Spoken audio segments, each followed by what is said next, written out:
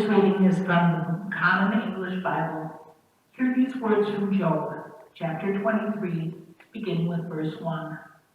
Job answered, "Today my complaint is again bitter. My strength is weighed down because of my groaning. Oh, that I could know how to find God, come to God's dwelling place.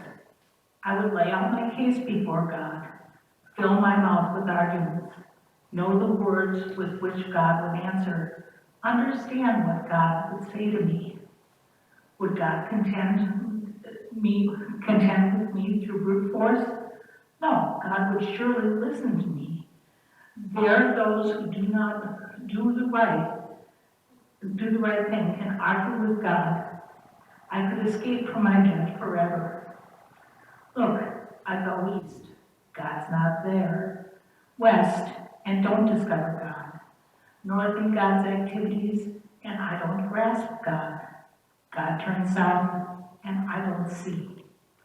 God has weakened my mind, the Almighty has frightened me. Still, I'm not annihilated by darkness. God has hidden deep darkness from me." Here ends the reading. This reading is from the Common English Bible.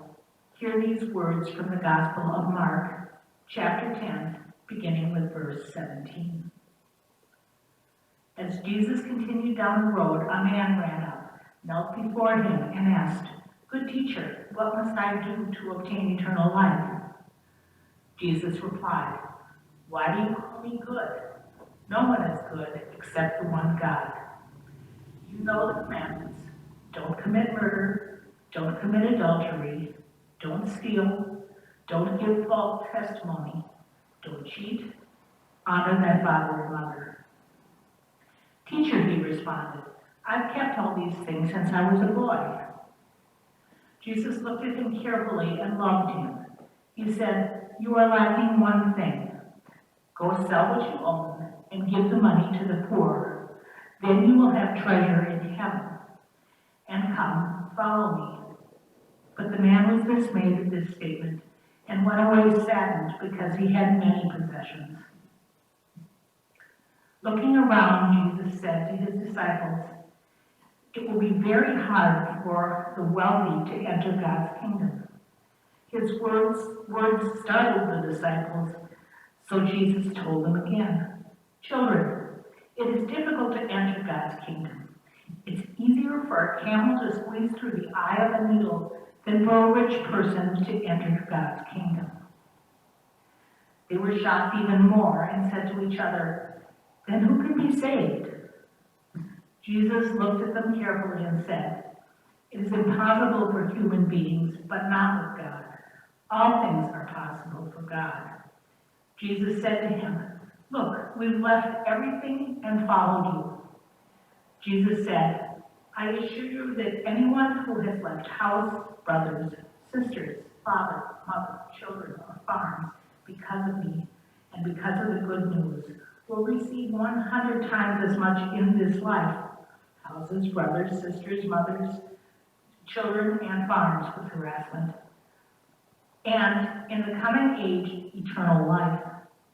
But many who are first will be last, and many who are last will be first." Here ends the reading.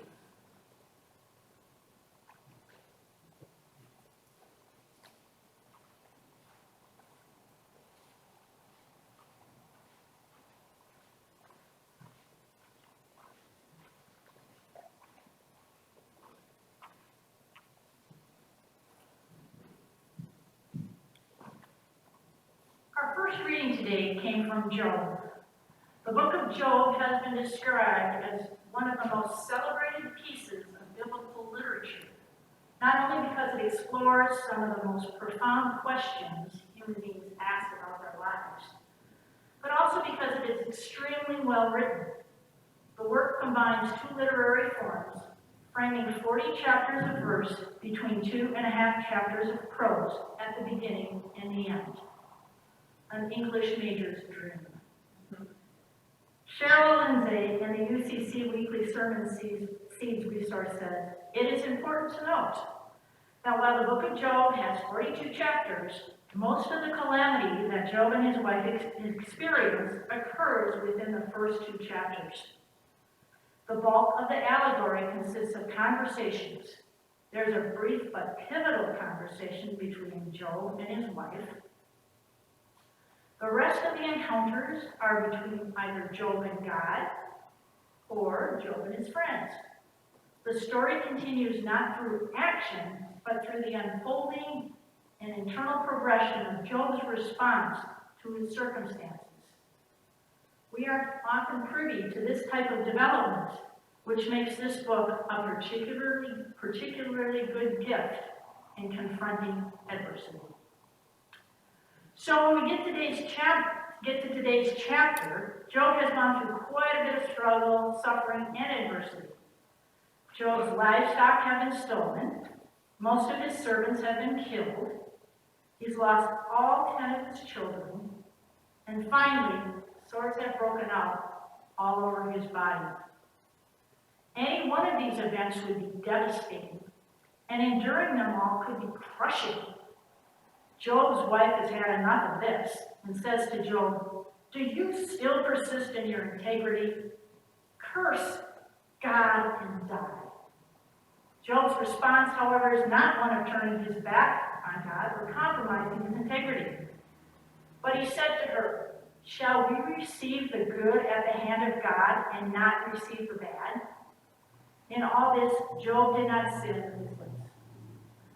Up to this point, Job has endured a fair amount of both solicited and unsolicited advice from friends.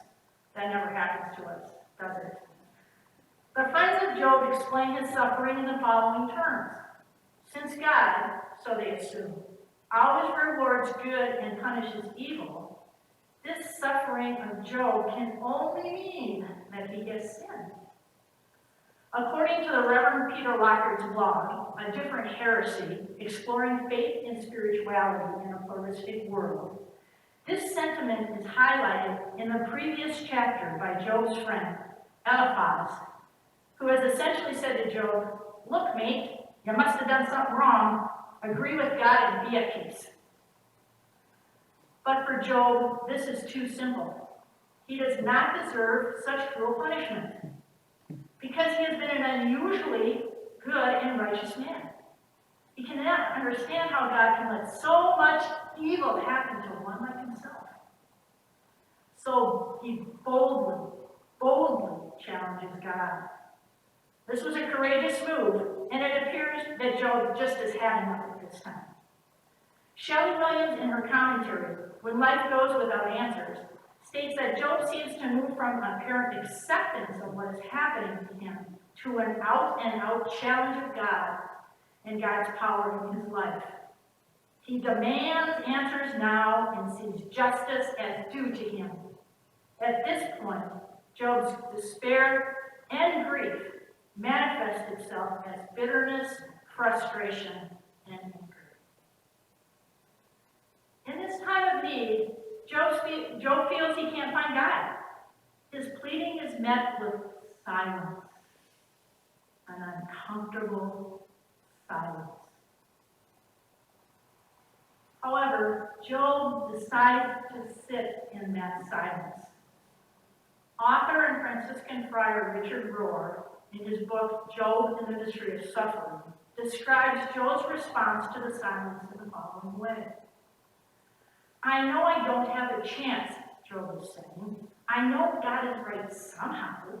I just don't understand in this instance how he's right. But I'm willing to wait." That's the difference. He is willing to wait in that space of non-answer. That's the space in which God creates faith. His friends aren't willing to live in that space where there's no answer, no conclusions. To this day, many people equate religious answers with faith. But faith does not mean having answers. It means being willing to live without answers. And Job is willing to live in the tension between fear and hope. Now, Job is not the first person nor the last person to wrestle with this dilemma. I think many of us can relate to how Job feels about his circumstances and his desire to speak directly to God. I know that I do. Certainly with all the struggles we personally and collectively have experienced over the last 20 months, COVID-19, the death of George Floyd, continued polarization and lack of civil discourse, climate change, innocent children being shot in the streets, close friends passing, and grappling with how do we do church going forward.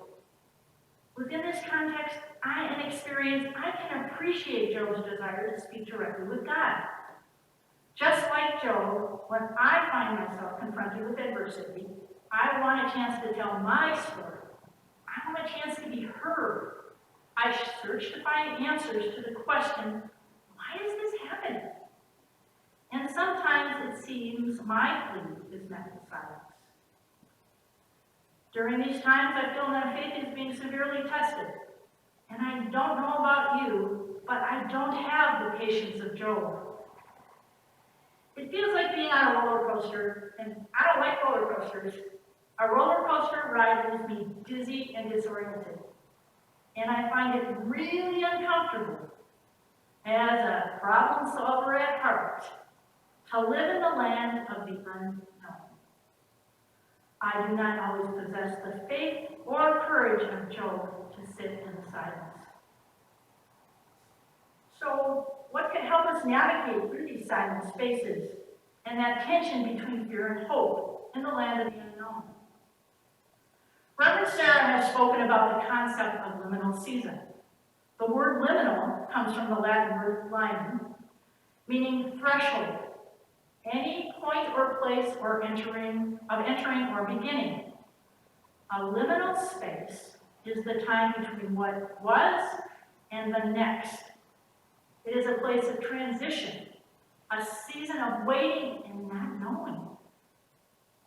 Liminal space is where all transformation takes place. If we learn to wait and let it form us, rather than us trying to control it.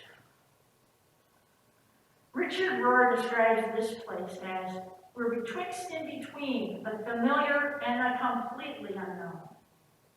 There alone is our old world left behind, while we are not yet sure of the new existence. That's a good space where genuine newness can begin. Get there often, stay as long as you can by whatever means possible. This is a sacred space where the old world is able to fall apart and a bigger world is revealed. If we don't encounter liminal space in our lives, we start idealizing normalcy. And just like Job, we need to acknowledge the grief we experience as we let go of the old and step into that liminal season. We also need to give ourselves and each other space and grace, knowing that letting go comes with the emotions of denial and sadness, and sometimes anger, or in Job's case, bitterness. And we need to take intentional time to grieve together. And we will take that time on Sunday, November 7th, after worship. We will take time to talk about the grief that we are experiencing and that we're all carrying. We'll take some time to sit and listen and acknowledge our collective losses. As we take the courageous step and enter into this conversation in space, may we be comforted by the fact that God will not turn his back on us, just like he did not turn his back on Job. Let us, like Job, cling to the truth that God will be there in the midst of our suffering and our grieving. And as Richard Rohr reminds us, faith also means willing to live without answers. True friends, unlike Job's friends who spew out what they learned in catechism, true friends engage in redemptive listening. One can't ultimately provide the answers for others. All one can do is walk with the other and help others rightly to hear themselves, to be there, to understand. I hope you will walk with me. Amen.